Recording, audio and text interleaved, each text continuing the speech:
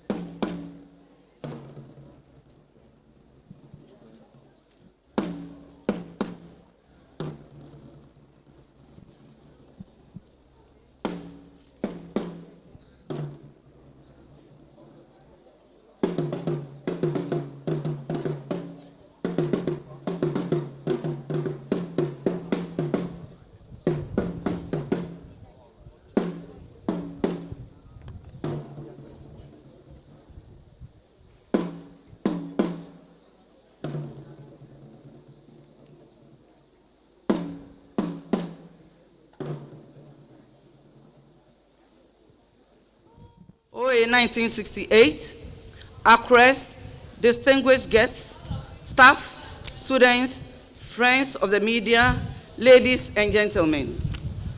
I have the singular honor to introduce the guest speaker for our 91st Founders Day. Our guest speaker attended Achimota School from 1963 to 1968 and read law at the University of Ghana. He is a lawyer by profession and has over 35 years' experience as a career diplomat.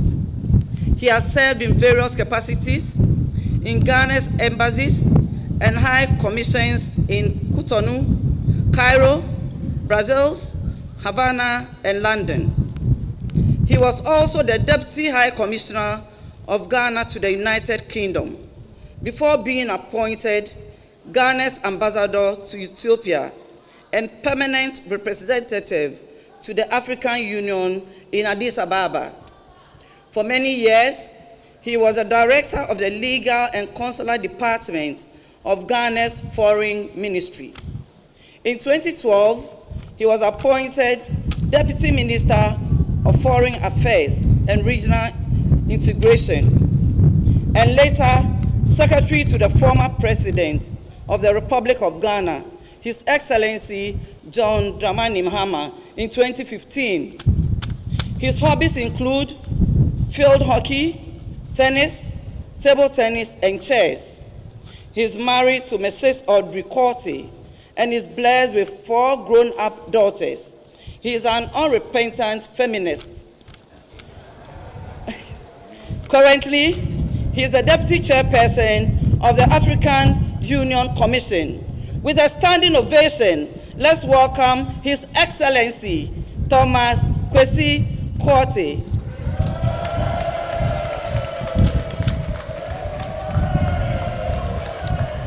Thank you very much.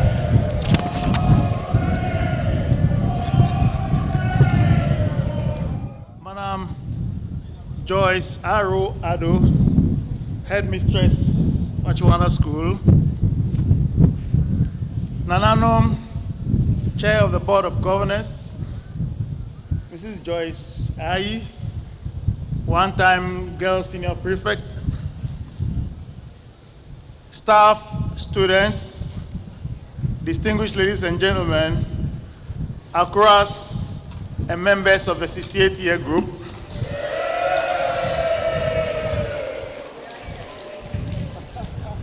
I have to tell you that I was really touched by the minute's silence for Accra KB Asante, who has only just been called to eternity. Touched because Accra KB Asante was the embodiment of all that was unique and distinctly Achimotan.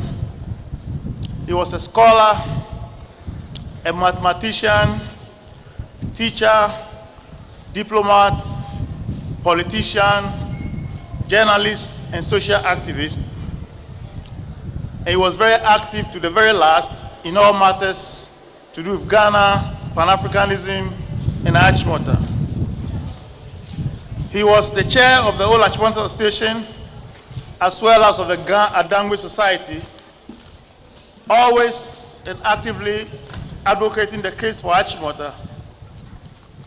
He displayed a broad nationalism which was infectious and worthy of emulation.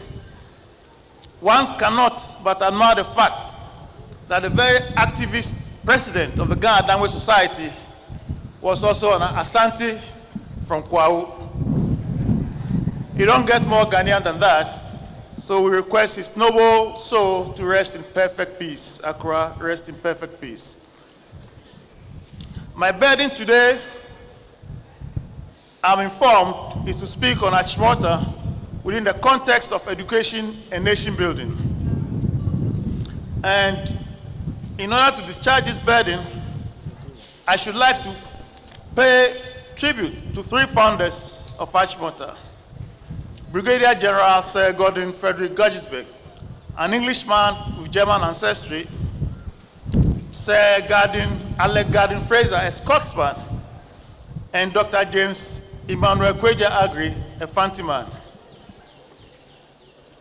September 1963, if one should recall, saw a motley group of young urchins from all over the country, from Gambaga to Accra, from Wiaso to Kita, including a Dick Mahoney from Arizona, all descending on the great city on the Atlas Hill. Chow Chow Ninos in search of an Achimota education. It was barely 8 years after independence, and our parents had made great sacrifices to get us to Achimota, great hopes on young shoulders in a Ghana that was on the move, and Achimota was to play its part. Now, Achimota welcomed all of us. In the traditional manner, your face was brushed. Some had to undergo zokomizo by some as young as 10, like Spio, Pobwatin, too young for their own good. Others more mature, with hair already on the legs, who get up early morning and shave before everybody gets up. For all of us, Achimota was truly a life-enhancingly profound experience. After 7 years, or 5 or even 2 years, we all became brothers and sisters. Some, perhaps, initial furtive glances developed into sidelong looks of love and blossomed into romance. I have been warned, so I promise not to mention Poso and Mary. It is a promise I intend to keep. For some, particularly the Agri boys, led by my house prophet, Colonel John Ama Okai, a great hockey player with a fascinating, even if mischievous sense of humor, romance was rather long in coming. But the military academy did the trick, and John Ama Okai remains happily married to one woman, wise man. So, distinguished ladies and gentlemen, it's on behalf of these somewhat 60-somethings that I have the honor and privilege of delivering today's keynote address. Our theme, as earlier alluded to, is discipline, the hallmark of quality education for nation building. Now, allow me to dedicate this address to one of our most charmingly infuriating classmates, economist embarker, Arthur Akwe Ankara, who recently passed away. This one is for you, say Lloyd. I hope you are in heaven to plead our case. And for Kate as well, and to my brother, Livingston Pomei, the only living stone. This one is for you too. Now, as I cast about in search of something interesting to say about discipline and wondering where to begin, I chanced upon the keystone. The author was Frederick Gordon Guggisberg, Governor General of the Gold Coast from 1881 to 1827. At inside cover in bold relief, he says, education is a keystone for progress. Mix the materials badly, omit the most important, and the ark will collapse. Omit character training from education, and progress will stop. Then he goes on. Necessity for better education for the African. To quote, he says, the lust and yearning for education sets the Gold Coast apart from the rest of the continent. Wherever one turns in the Gold Coast, one meets the same demand, a better education for Africans than our present schools are capable of providing. Apart from the fact that people themselves are clamoring for a better education, the future of the country demands it. Gordon Guggisberg understood the Gold Coast people. He had already begun to interrogate the question of facilities for better education and training. He had come to the conclusion that it was not going to be easy. Such was the intensity of the demand for education. To solve this problem hastily, he thought, could be disastrous.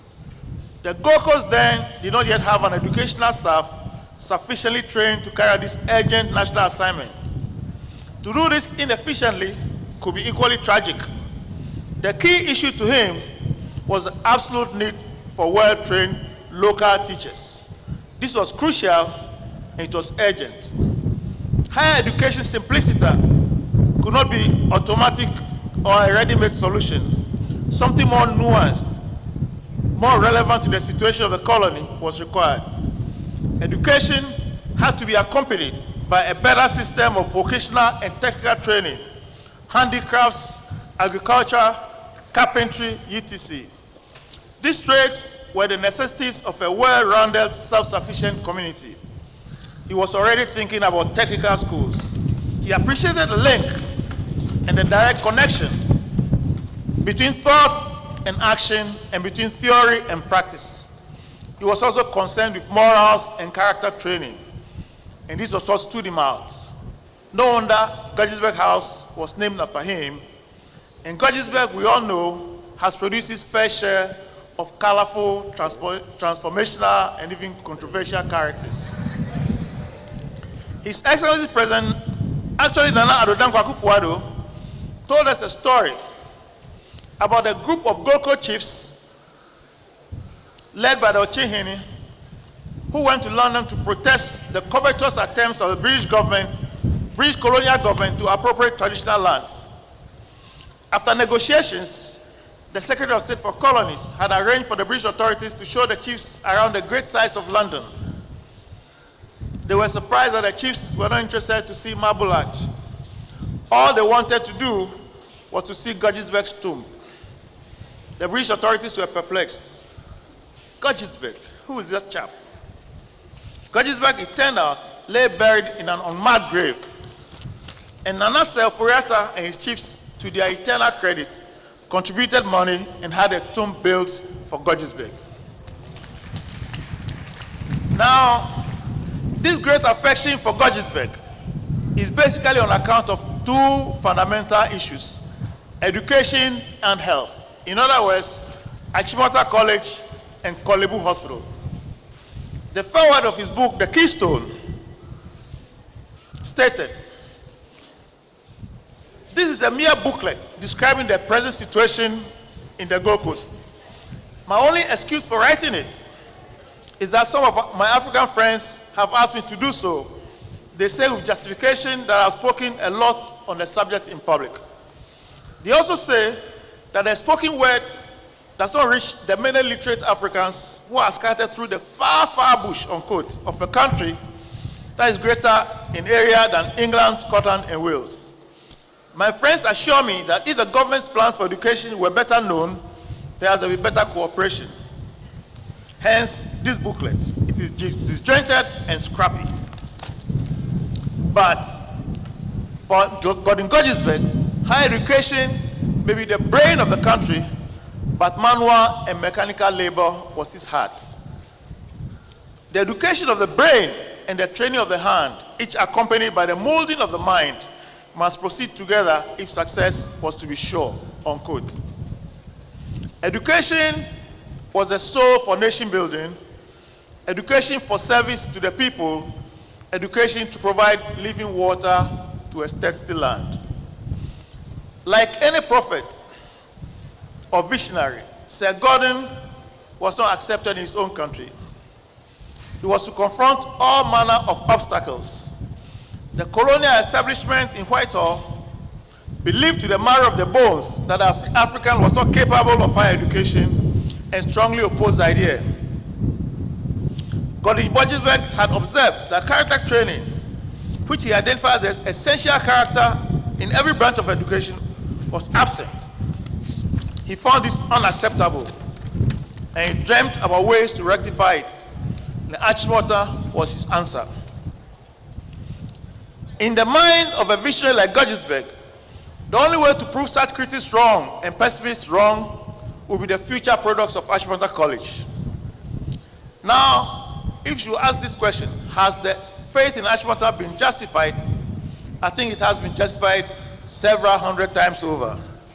You can count them: Pa Willie, Mr. Justice Akufo-Addo, Professor Alex Edum Kwapong, Dr. Evans Anfom, Dr. Henrietta Asare, Jerry Rawlins,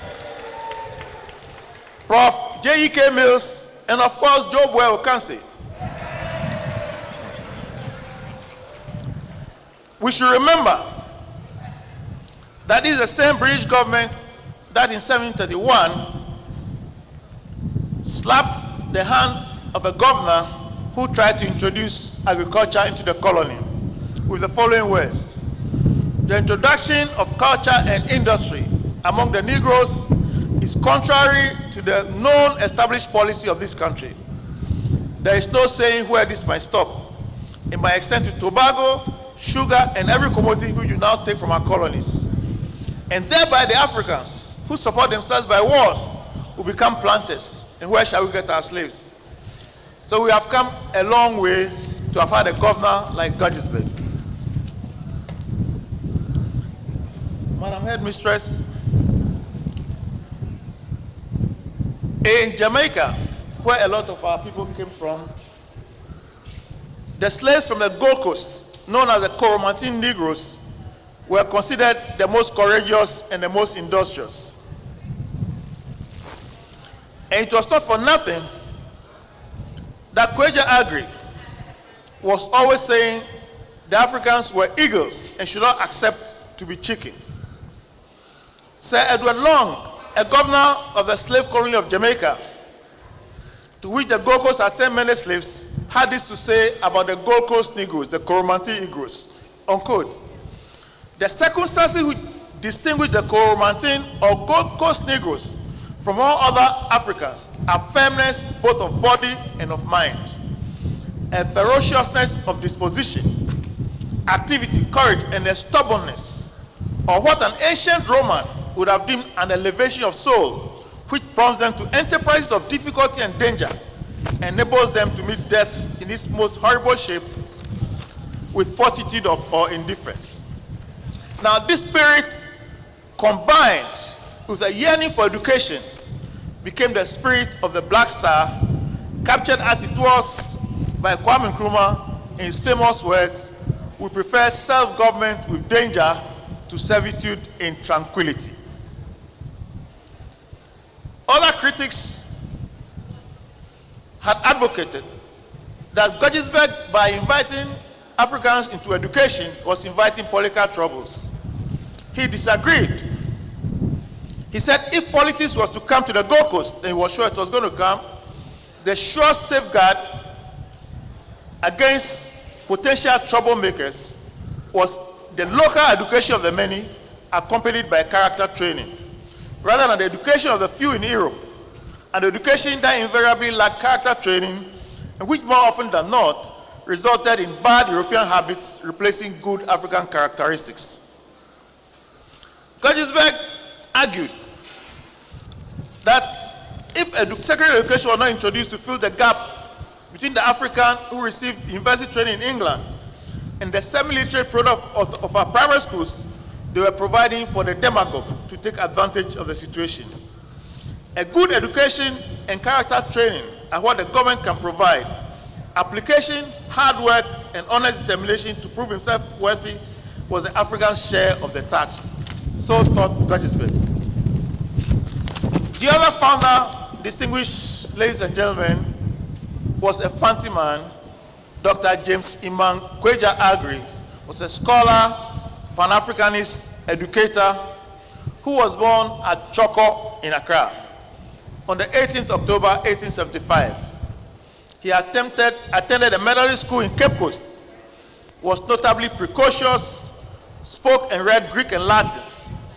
He was sent to the United States at 23 as a recipient of the Stokes Fund. He was appointed master in the AME Zion Church. He undertook research in Africa to determine the measures for improving education in Africa. He visited Sierra Leone, Liberia, Cameroon, Nigeria, the Belgian Congo, Angola, and South Africa on behalf of the Phelps Stokes Foundation. In the Gold Coast, he delivered a lecture that persuaded Gordon Guggisberg that the future Achimota College ought to be co-educational. And this is what he said: "The first way to keep a people down is to educate the men and neglect the women. If you educate a man, you simply educate an individual. If you educate a woman, you educate a whole nation and a whole continent." In South Africa, he delivered a lecture which used the keys of a piano as the image of racial harmony. He said, if you play the white notes on the piano, you get only sharps. If you play the black keys, you get flats. But if you play the two, you get harmony and you get beautiful music. This shows you the arts ut omnes umnus sint, that all may be one. Kweja Agri returned to the States in 27, was suddenly ill and died in Harlem, New York at the young age of 52. But Kweja's sublime spirit runs through his teaching and through Achimota and her sons and daughters.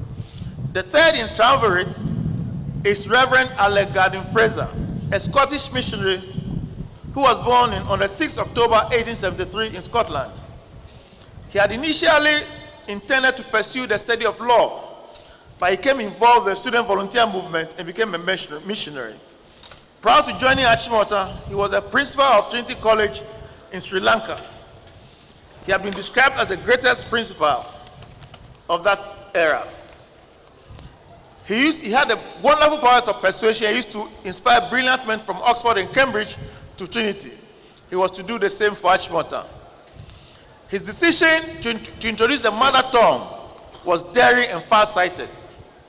He introduced agriculture into the Achimota curriculum. In this, he was ideologically in tune with Gojisberg and Agri to create and develop human capacity here in Ghana. Character training. Gordon Gojisberg spoke a lot about character training. He was of the view that no single instance of a nation achieving greatness, achieving a permanent independent position in the world with leaders of thought, industry, and professions of an entirely different race. In 1920, he had already seen and foreseen the independence of Ghana. To create leaders with the highest and the best form of education would be an impossibility. To think for one moment that it is impossible to create leaders without character training would be in vain. So Gordon Gojisberg arranged for the boarding school system for character training. And in the boarding school, juniors were taught to obey their seniors and to be punctual. And that is the key to the development of leadership qualities that we have in Ghana today. When people speak about the wonderful integral nature of the Ghanaian community, we owe a lot of it to the boarding school system, and we have to have more rather than less of that. On the education of girls, Sir Gordon Gojisberg said, I will now turn to a subject of utmost importance to the progress of the local races, namely the education of women. He said, those of us who have had the privilege of studying together with our young ladies have grown to appreciate and value the joy of studying together with our girls and getting to know and respect them as women and appreciating their caring, angelic qualities and their incredible intellectual abilities. I remember as a law student doing vacation job in the Supreme Court, there was a young student from Bramper College who said no lady, no girl could beat him at math. Well, two Achimotans caught up with him and told him, if you come to Achimota, Hetty will teach you at math. But Gojisberg was very clear on this point. He was indeed emphatic. He said, so great is the importance of educating the women of the Gold Coast that I cannot but feel that we should take the slight risk that will be run by commanding higher education of the sexes. A risk that, in my opinion, is no greater than the daily life of the present phase of a primitive people. As we have noticed, the contribution of our ladies to development in our country, Ghana, has been vast. We have before us here our headmistress and our former senior prefect. So we are always in favor of going to school together with our ladies, and those of us who have had that benefit, we always like to relive that wonderful experience. So, distinguished ladies and gentlemen, before I end, I'd like to suggest to us that the dream of Achimota, the hopes that Achimota was meant to fulfill, are probably a lot more than we have achieved as at now.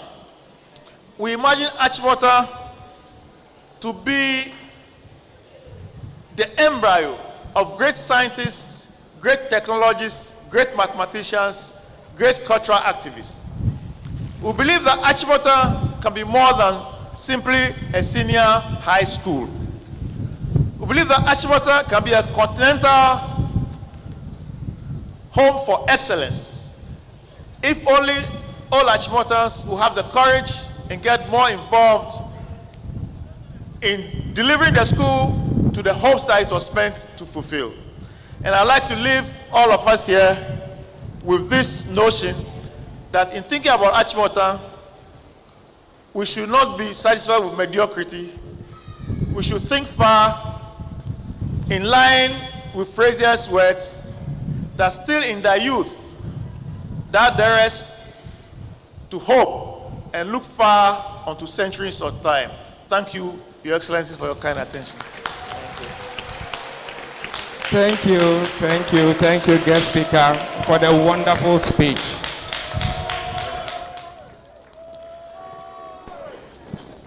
We will now call on Accra Dr. Joyce Aye. There is this wonderful book, picture book, that has been put together for the 90th anniversary. It's a coffee table book, a center table book. It's a book that is one of a kind. Every Achimotan, old and young, needs to get a copy. And it's my singular honor to declare the Achimota School 90th anniversary picture book duly launched. The planning committee and their various committees have done an excellent job. In fact, nothing I say will convince you except you take the book in your hands. And so I'm going to launch, not many because we're waiting for the groups to come. So I'm going to launch a few. Now I'd like a brave soul to give me an offer for the first copy. I need a brave soul to do that. If you don't own up, I will call you. My chairman, this is excellent. Chairman, how much are you giving us? 5,000. 5,000, fantastic. Please write the chairman's name. Write the chairman's name. Now I need a few cadets. Yes. The first 5 have been autographed. The preceding ones will also be autographed. But we are selling only 5 now. 1 is already gone. Who else is brave enough to take a copy? 4,000 for the guest speaker. Who else do I have? Yes. So 3 are gone. We got 2 more. My former chairman. My former chairman. How much are you giving, former chairman? 4,000. Former chairman, 4,000. Alas, the last copy for now. Now the books are already available, and yay, that's it. Maybe we can go for more. How much are you giving? I'm taking this on behalf of the 68-year group, 10,000. Yay! 10,000.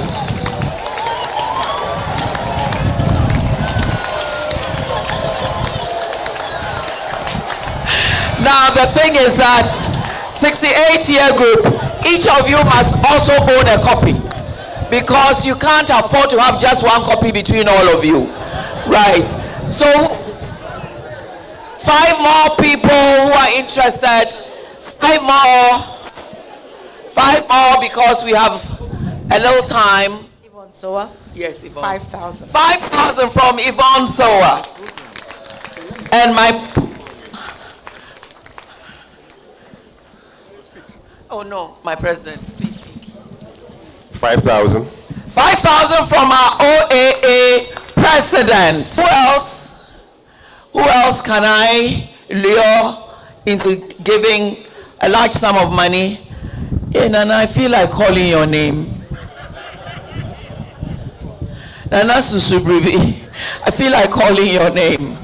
So Nana, I'm here. Chief, a penniless chief for 1,000. 1,000 for the chief who cannot be penniless. My own president of my aggregate group. 1,000, please, yeah. Please take names, even though I know of them. Are you coming to get the last one?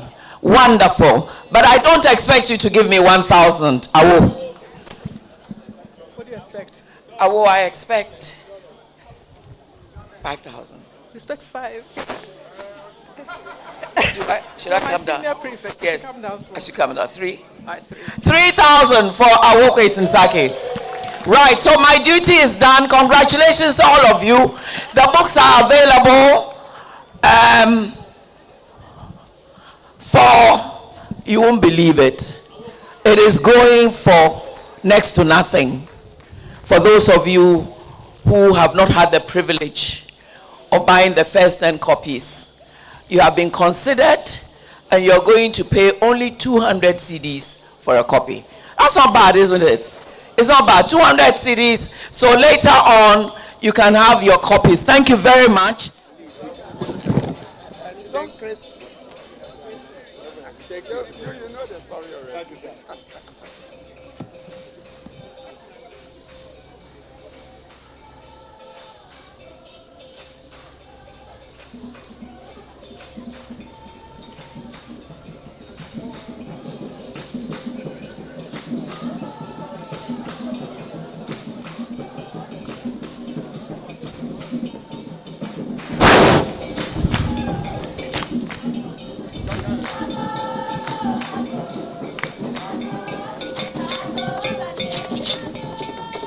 Ago, ago,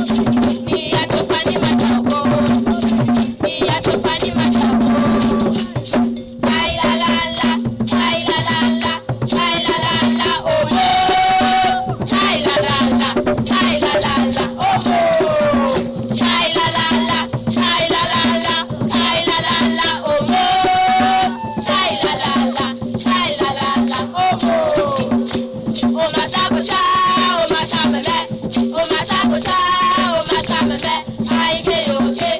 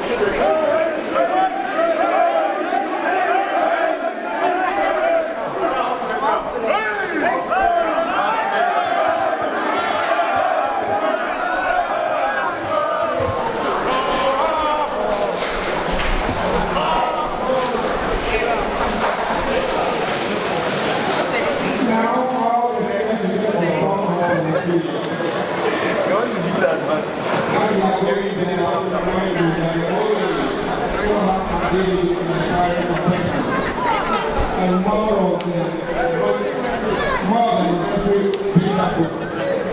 So when you are doing this one, my copy, and I give you a piece of this under the tree.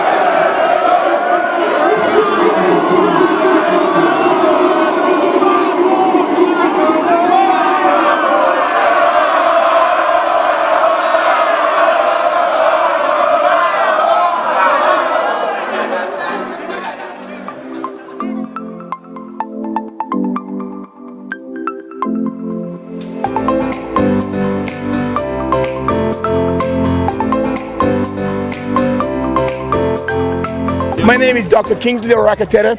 I'm a neuroradiologist. I just came from the United States to come and enjoy my classmates over here, 1968. I was here September 63, so I'm in the class of 68. This has been a memorable event, and I've enjoyed every second of it. I think I'll be coming next year also. OAA, otherwise known as Kwesi Kwortey, is one of my buddies over here to give a very beautiful speech. So yes, I'm very pleased. I'll be leaving on the 10th. But so far, I'm going to have a very good time. And so far, you can feel I'm having a very good time. I'm Joyce Rodaling Ado, headmistress at Water School. We've just finished with the Founders Day Durbar, the 91st Founders Day Durbar. It went very well. I'm happy about that. It was very successful. I want to thank the 1968 year group for organizing such a wonderful event, and then for renovating the Cadet Army building and then expanding the cadet grounds. We are very grateful to them. They are really living waters to a thirsty land. Thank you. God bless them all.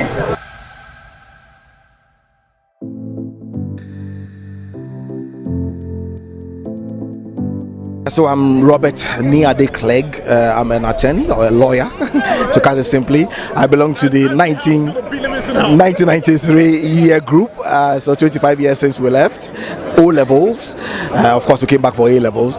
Achimota School really shaped me in everything that I am, taught me a lot. I got exposure, met people from diverse backgrounds, learned a lot from friends, heard of things I'd never heard of before, was motivated to read a little bit more about things that I never ordinarily would have looked up or anything. So it was with me all the way through my life, educational life here and abroad, etc., and all of that. But I feel an affinity, a love in my heart for Achimota like none other, because I believe that this school really represents the best of what human beings can be.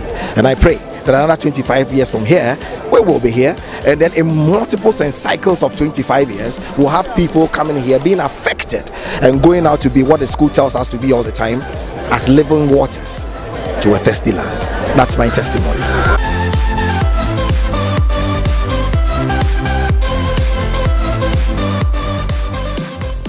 My name is Honorable Benita Senokitidua. I'm an old Achimotan and I'm with the 93-year group. Achimota School is the school of my heart because it is Achimota School that has made me who I am today. As I stand here today, there are so many memories coming up. When I saw the little girls running up and down, I just remembered when I was also a Nino in the school. You know, it's great to be back in the school. And with my year group, I'm so privileged with the projects that we did for the school. We made the school documents digital, so we're trying to take out the paper works. I'm so grateful to God for bringing us this far. Unfortunately, it's not every mate of mine that has seen this 25 years. Some have left this earth to be with our Creator, but we are here alive, and I thank God so much. And I thank God for the impact Achimota School has made in my life. Achimota, we literally grew up here. I came to Achimota at 12 and left at 19. So all my formative years, all my best friends, everything I know was inculcated here. When in Achimota, they talk to you about service, leadership, education, science and technology. You don't quite realize that what they're training you is to be a leader. It's only after you have left here and you have used the fact that you are in a house with people from different parts of the country, born together, study together with girls and boys, you become brothers and sisters. You learn the value of manual labor, groundwork, sports and games. You learn the art of sharing books, sharing novels, sharing development. You study together. You learn the art of teasing each other and being tolerant. For me, that's the greatest gift that this school gave me. It has always helped me live with every kind of person, everywhere. And I'm carrying that with me. How can I complain? But I think what my mates remember me most for is sports. Because I was the first recognized Sportsman of the Year and a board erected to honor me in 1968. And again, I was made a Sportsman of the Year in 1969. That's why all my mates remember me. The board is at the administration block. So when you walk in there, the first name you see is DK Ose. But Achimota has done great things for me. I've had an excellent career. I was a career diplomat for many years. Became ambassador. And when I retired, I became a university lecturer. It's all the training that I got from Achimota School. We're blessed and we're very grateful to Achimota.